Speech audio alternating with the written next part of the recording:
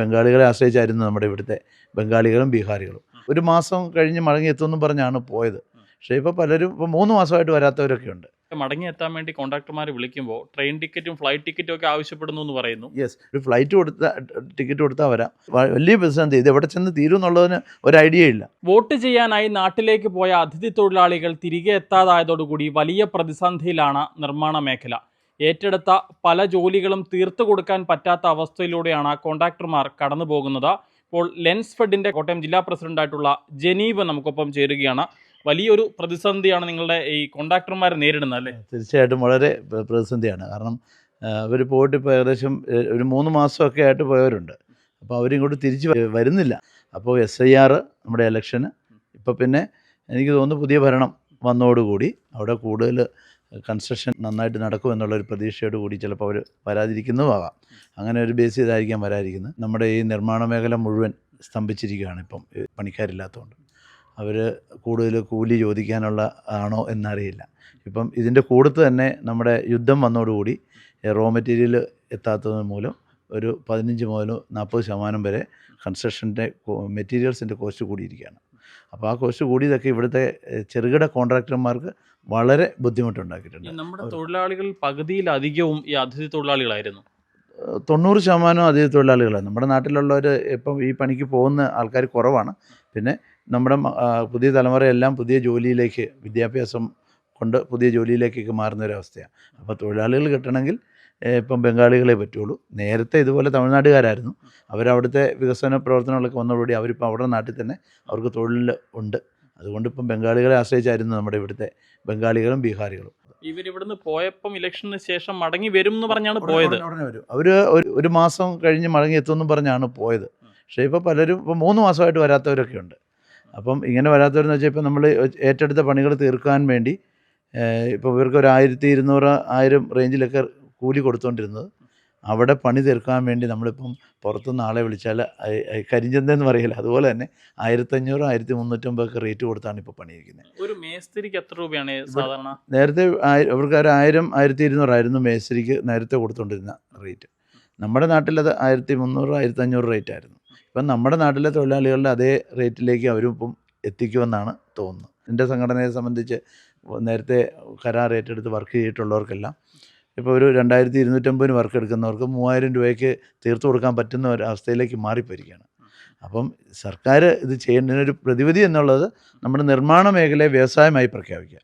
അപ്പം അതിൻ്റെ ആനുകൂല്യങ്ങളൊക്കെ ഈ മേഖലയിൽ നിൽക്കുന്നവർക്ക് കൊടുത്തുകൊണ്ട് അവരെ ഇപ്പോൾ സപ്പോർട്ട് ചെയ്യണം. ഇല്ലെങ്കിൽ 6 മാസം കഴിയുന്ന സമയത്ത് ഈ കൺസ്ട്രക്ഷൻ മേഖലയിലുള്ള ഒരു 30% കോൺട്രാക്ടർമാർ ഈ ഫീൽഡിൽ നിന്ന് വൻ നഷ്ടമായിട്ട് പിന്മാറുന്ന ഒരവസ്ഥയാണ്.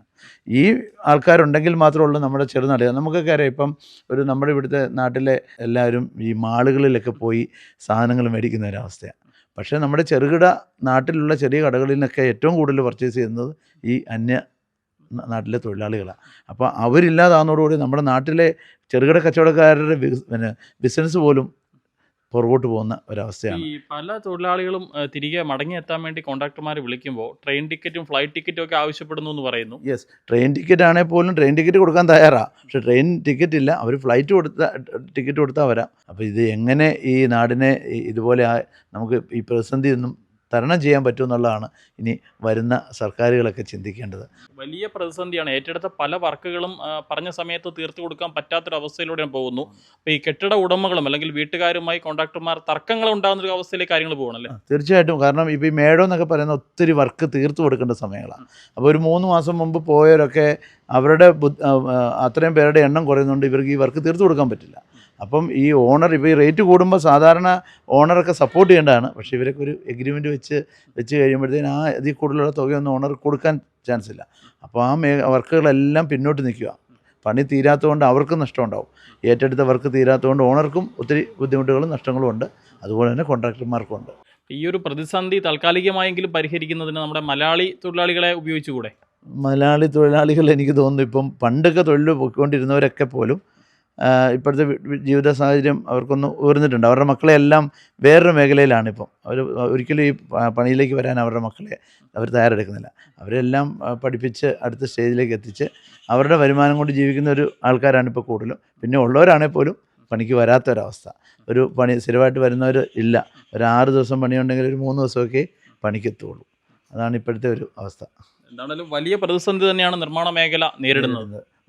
വലിയ പ്രതിസന്ധി. ഇത് എവിടെ ചെന്ന് തീരും എന്നുള്ളതിന് ഒരു ഐഡിയ ഇല്ല.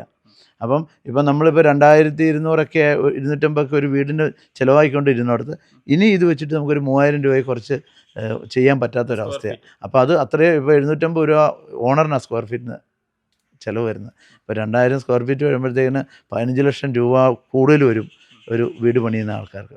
അപ്പോൾ എങ്ങനെയാണ് ഇതിനൊരു അന്ത്യം കണ്ടെത്തുക എന്നുള്ളത് നമുക്ക് വളരെ ചിന്തിക്കേണ്ടിയിരിക്കുന്നു. ഇല്ലെങ്കിൽ പുതിയ സംസ്ഥാനത്ത് നിന്നൊക്കെ തൊഴിലാളികൾ കിട്ടും. പക്ഷെ അവരൊന്നും ഇത്ര പ്രഗത്ഭരല്ല. അവരെ പണി പഠിപ്പിച്ചെടുത്ത് പണി ചെയ്യിക്കേണ്ട ഒരവസ്ഥയുണ്ട്. ജാർഖണ്ഡിൽ നിന്നൊക്കെ പണിക്കാർ വരുന്നുണ്ട്. പക്ഷെ അവരൊക്കെ മേസണറി വർക്കിന് പുറകോട്ടാണ്. നിർമ്മാണ മേഖലയെ സംബന്ധിച്ച് വലിയൊരു പ്രതിസന്ധിയിലൂടെയാണ് ഇപ്പോൾ കടന്നു പോയിക്കൊണ്ടിരിക്കുന്നത്. തിരഞ്ഞെടുപ്പ് സമയത്ത് നാട്ടിലേക്ക് വോട്ട് രേഖപ്പെടുത്താനായി പോയ തൊഴിലാളികൾ, അതിഥി തൊഴിലാളികൾ കൃത്യം 1 മാസത്തിന് ശേഷം മടങ്ങി വരുമെന്ന് വാക്ക് നൽകിയാണ് പലരും പോയത്. പക്ഷേ 3 മാസമായിട്ടും തൊഴിലാളികളിൽ പലരും തിരികെ വരുന്നില്ല എന്നുള്ളതാണ് ഇപ്പോൾ ഏറ്റവും വലിയൊരു പ്രതിസന്ധി ആയിരിക്കുന്നത്. പല ജോലികളും ഏറ്റെടുത്ത പല നിർമ്മാണ പ്രവർത്തനങ്ങളും പൂർത്തീകരിക്കാൻ സാധിക്കാത്ത പ്രതിസന്ധി ഘട്ടത്തിലൂടെയാണ് സംസ്ഥാനത്തെ കോൺട്രാക്ടർമാർ കടന്നു പോകുന്നത്. കോട്ടയത്തു നിന്നും ക്യാമറമാൻ അരുൺ മലയിലിനൊപ്പം Rahul Irumpukuzhi, focus news TV.